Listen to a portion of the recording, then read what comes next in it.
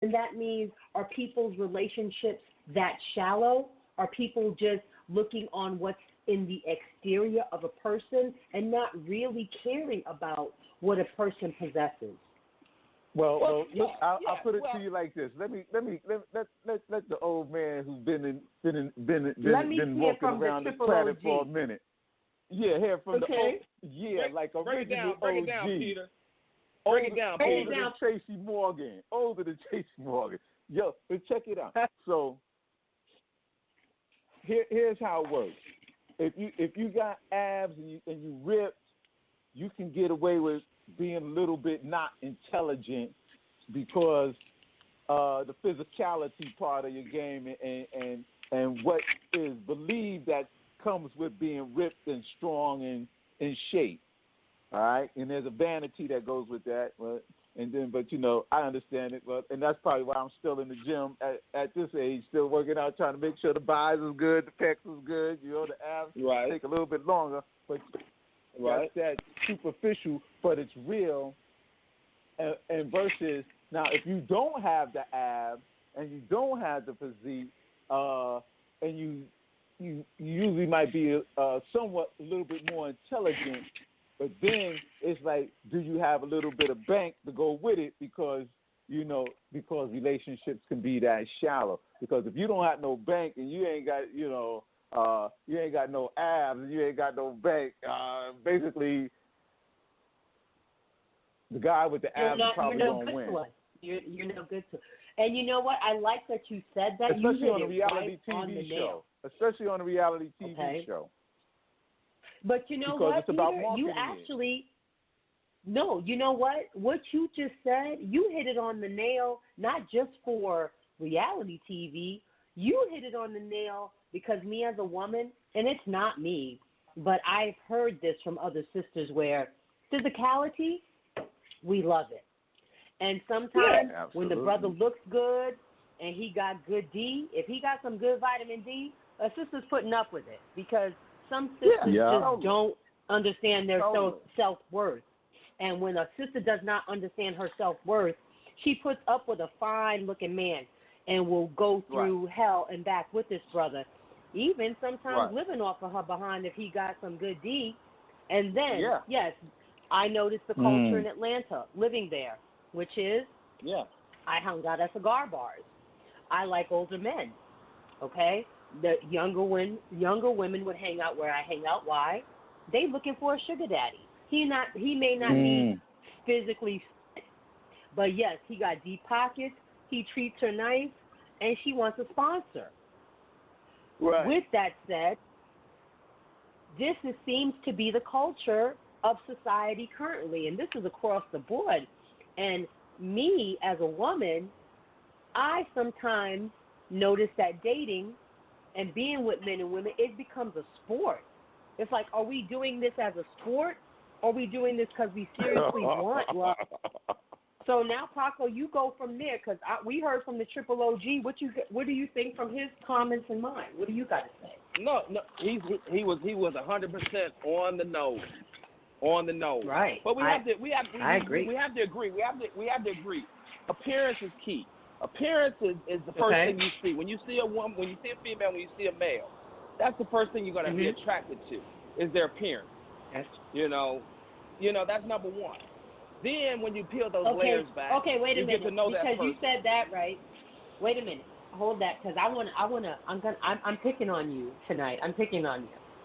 You just said that appearance is everything, right? Yeah. And it is. I wouldn't say everything. I wouldn't say everything. I said it's the first in meeting a person. It's the first thing you see when you contact with a female or male. And you're right.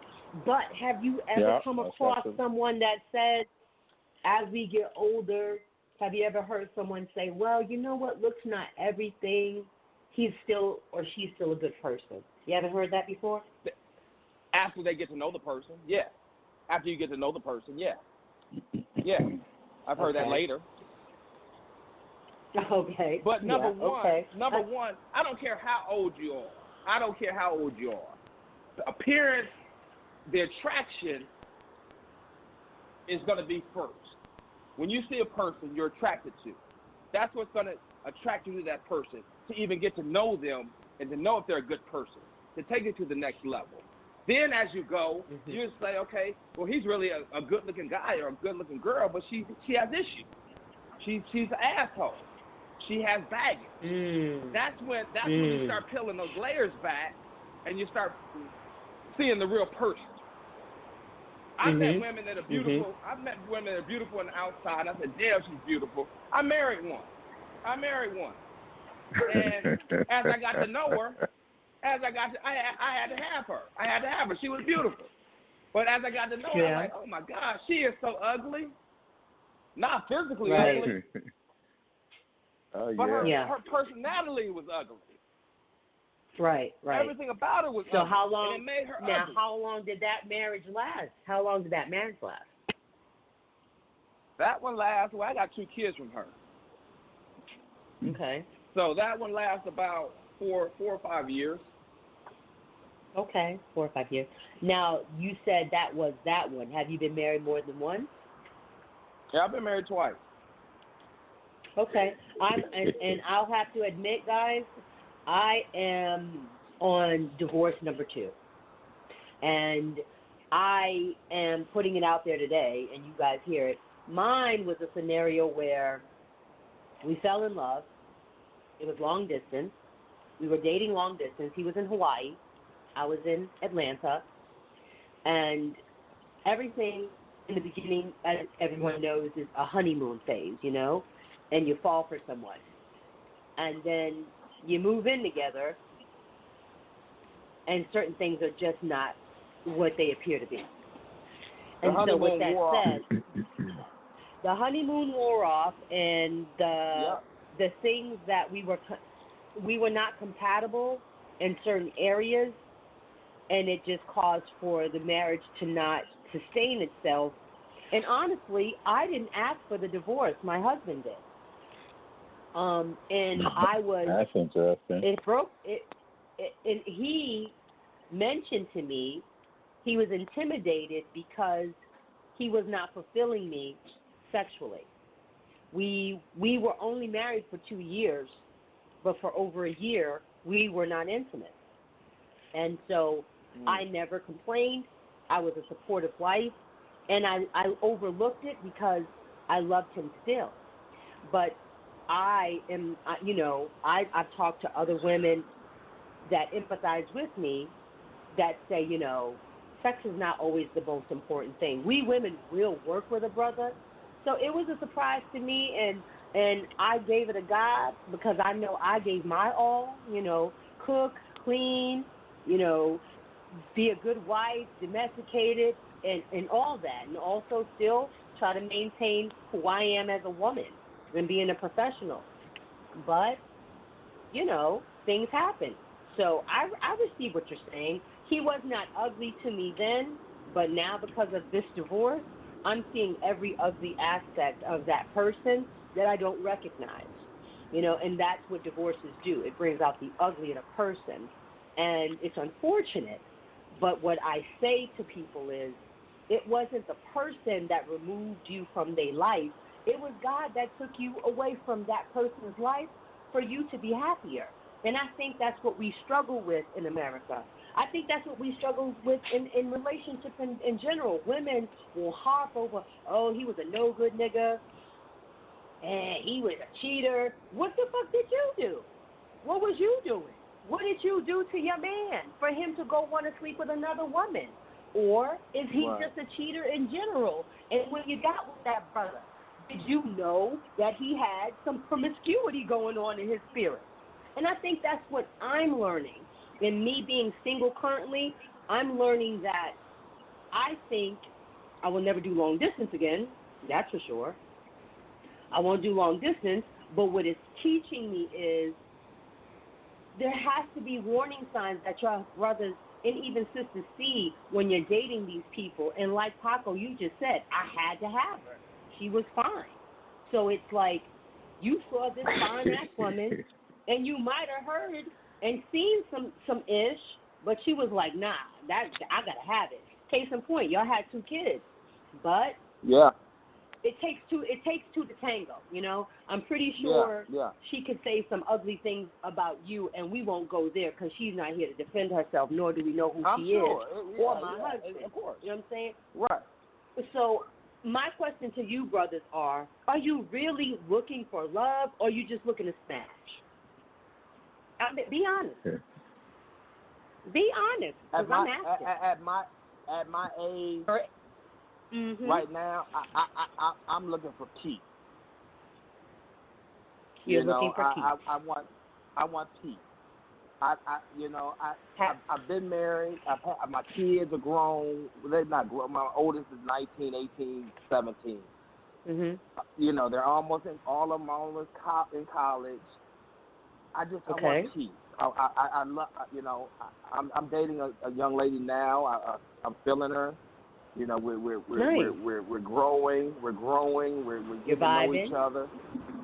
We're vibing. Okay. I'm not, but I'm not in a hurry for anything. I really want a best friend now. I never. That's nice. I always dated women for what they could do for me, or what they have to offer. Now it's like I want a friend that I can, like I said, I can connect with, build a friendship first.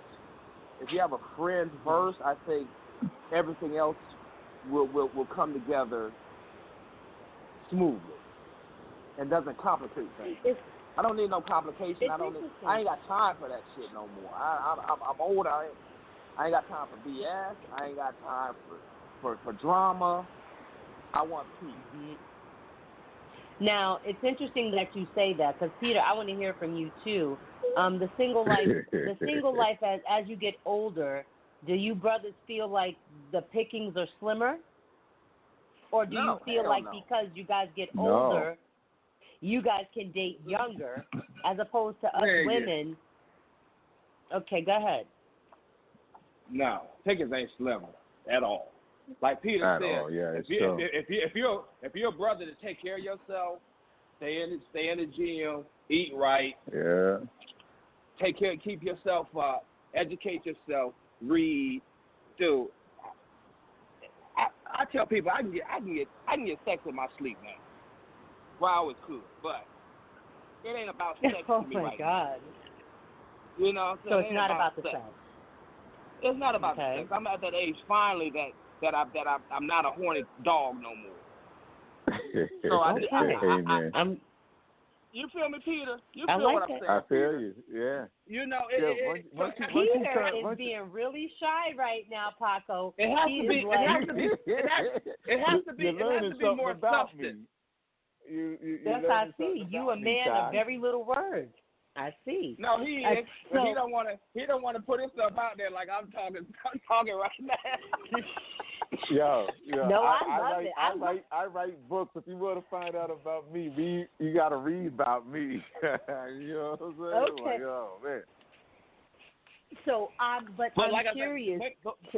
But me, it's about substance now. It's about what are you about? What are you bringing to the table? What's your morals? What's your character like? You know what I'm saying? Yeah, it's all about energy. So it's all true. about energy. It's all about energy. Now, I done slept with so many women, and I've been taking on this dirty energy and wasting women's time. Karma's a bitch. Right. I ain't trying to waste nobody's time no more. I ain't trying to waste nobody's time. I ain't trying to waste my time.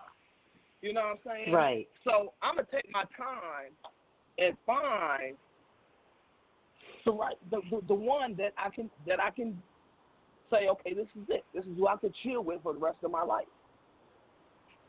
And that is the $1 million question, because I think we all want love, correct? Yeah, absolutely. Do you feel? Because I was having a conversation with one of my, because I have a lot of guy friends, and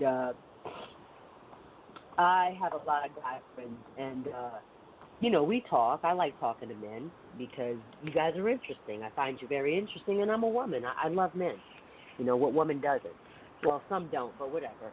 My point is, yeah, I was one of my, don't